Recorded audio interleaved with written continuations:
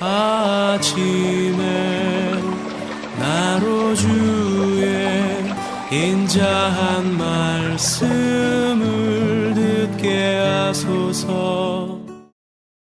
성도 여러분 안녕하세요. 수요일입니다. 오늘도 하나님의 은총이 여러분들의 삶의 자리 가운데 충만한 한 날 되기를 간절히 소망합니다. 제가 말씀한 곳 봅니다. 마태복음 5장 13절부터 16절까지의 말씀을 제가 봉독해 드립니다. 너희는 세상의 소금이니 소금이 만일 그 맛을 잃으면 무엇으로 짜게 하리요? 후에는 아무 쓸데없어 다만 밖에 버려져 사람에게 밟힐 뿐이니라. 너희는 세상의 빛이라. 산 위에 있는 동네가 숨겨지지 못할 것이요 사람이 등불을 켜서 말 아래에 두지 아니하고 등경 위에 두나니 이러므로 집안 모든 사람에게 비치느니라. 이같이 너희 빛이 사람 앞에 비치게 하여 그들로 너희 착한 행실을 보고 하늘에 계신 너희 아버지께 영광을 돌리게 하라. 아멘. 마태복음 5장부터 7장까지에는 예수님께서 갈릴리 바다 해변가에서 군중들을 향해서 처음으로 설교하신 그 설교의 내용이 담겨 있는 그러한 내용입니다. 이것을 산상수훈 이렇게 말을 하죠. 예수님께서 모인 무리들에게 설교를 하시면서 처음 입을 열어 가르쳐 가라사대 심령이 가난한 자 복이 있다. 애통하는 자 복이 있다. 의에 줄이고 목마른 자 복이 있다. 마음이 청결한 자 복이 있다. 화평하게 하는 자 복이 있다. 라고 하시면서 8가지 이런 사람이 복이 있다. 라고 쭉 말씀하셔요. 지금 제가 몇 가지 말씀드린 것처럼 심령이 가난한 자, 애통한 자, 온유한 자, 의로운 자, 긍휼한 자, 마음이 청결한 자, 화평한 자, 또 의를 위해서 박해를 받는 자, 이런 사람들이 복이 있다. 여기에 가난, 애통, 박해, 이것이 사람들이 참 힘들어하는 내용이죠. 그런데 이 3가지 외에 온유, 의, 긍휼, 청결, 화평, 이런 것들 또한 우리가 삶을 살아갈 때 지켜나가기에 참으로 힘든 덕목입니다. 믿음의 덕목입니다. 그래서 이 산상수훈에 나오는 8가지 이러이러한 사람 복이 있나니 라고 말하는 이 8가지를 가만히 보면 가난과 애통과 박해만이 아니라 다른 것들, 온유, 의로움, 긍휼, 청결, 화평, 이 모든 것들도 공통적인 점이 하나 있는데 그것이 뭐냐 하면 내려놓는 겁니다. 이 팔복에 대해서 말씀하신 다음에 예수님께서 바로 주신 말씀이 오늘 본문이거든요. 너희는 세상의 소금이다. 너희는 세상의 빛이다. 여러분, 소금과 빛이 제 역할을 하려면 소금은 녹아야 됩니다. 빛은 태워야 됩니다. 즉 소금도 빛도 제 역할을 하려면 자신을 낮추는 겁니다. 자신을 희생하는 겁니다. 자신에 대한 희생이 없으면 소금과 빛의 역할을 감당할 수가 없다. 즉 여기에 나오는 팔복의 8가지 가난, 애통, 온유, 의, 긍휼, 청결, 화평, 박해, 이 모든 것들은 하나하나가 전부 다 자신을 내려놓을 때, 자신을 녹일 때, 자신을 태울 때 가능한 덕목이다 그 말이에요. 교회는, 예수 믿는 사람은 이와 같은 삶을 살 때 소금이 되고 빛이 될 수가 있다 그 말이죠. 기독교 윤리 실천 운동하는 그 협회에서 기독교 여론조사를 했어요. 한국 교회가 사회적으로 얼마나 신뢰가 있는가, 일반인들 가운데 기독교에 대해서 얼마나 신뢰성을 가지고 있는가에 대한 설문조사를 했는데 그것이 10% 조금 넘어요.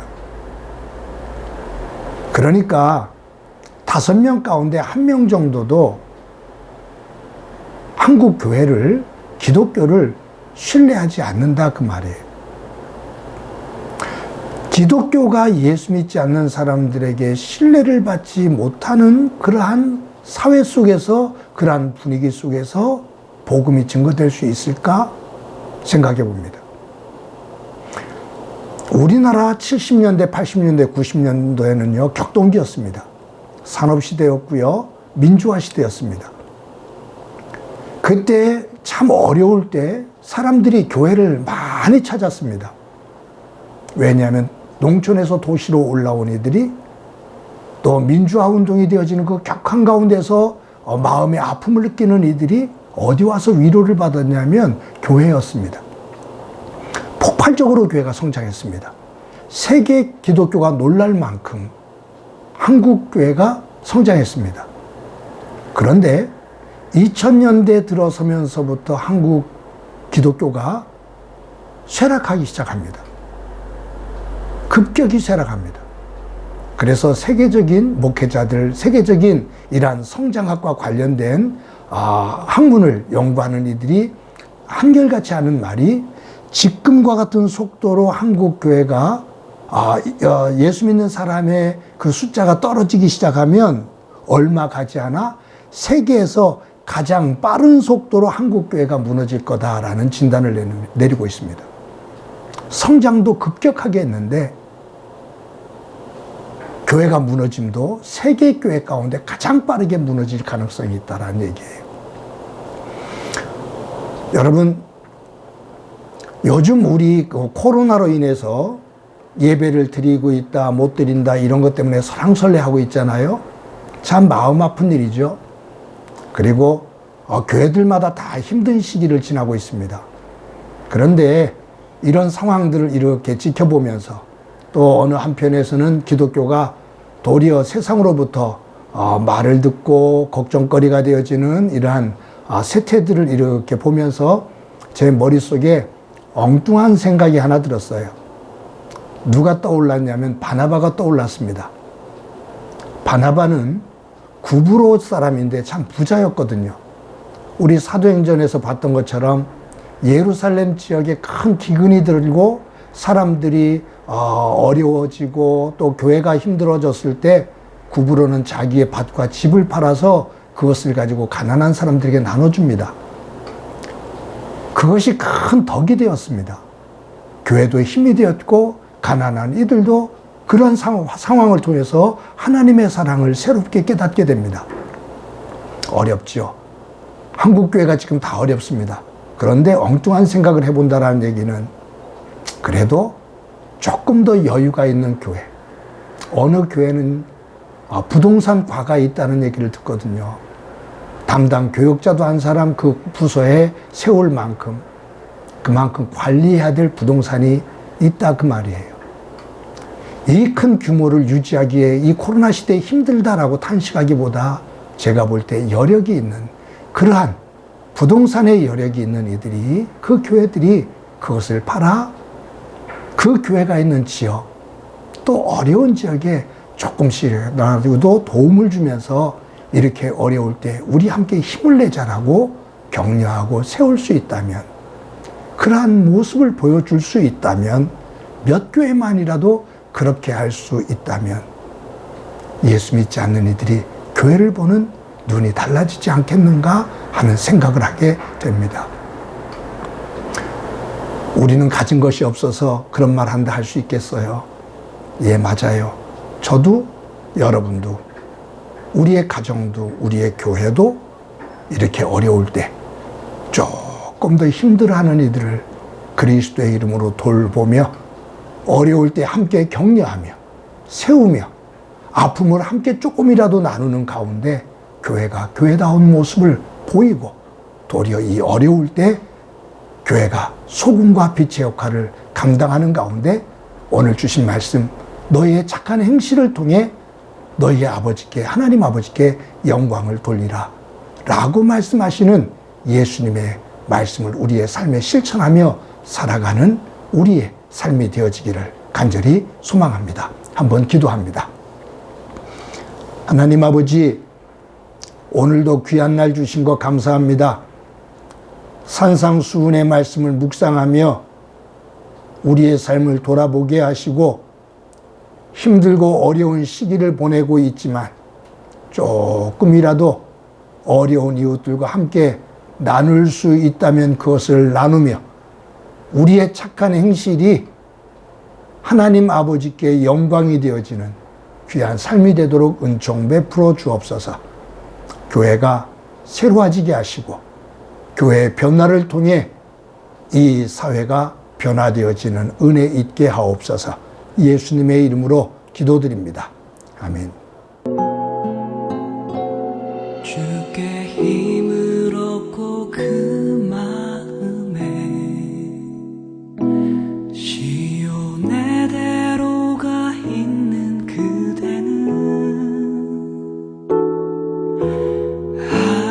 하나님의 축복의 사람이죠. 주님 그대를 너무 기뻐하시죠. 주의 집에 거하기를 사모하고 주를 항상 찬송하는 그대는 하나님의 축복의 사람이죠. 주님 그대를 너무 사랑하시죠. 그대 섬김은 아름다운 찬송, 그대 헌신은 향기로운 기도, 그대가 받는 땅 어디에서라도 주님의 이름 높아질 거예요. 주께 힘을 얻고 그 마음에 시온의 대로가 있는 그대는 하나님의 축복의 사람이죠. 주님 그대를 너무 기뻐하시죠. 주의 집에 거하기를 사모하고 주를 항상 찬송하는 그대는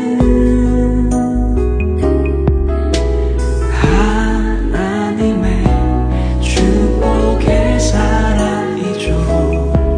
주님 그대를 너무 사랑하시죠.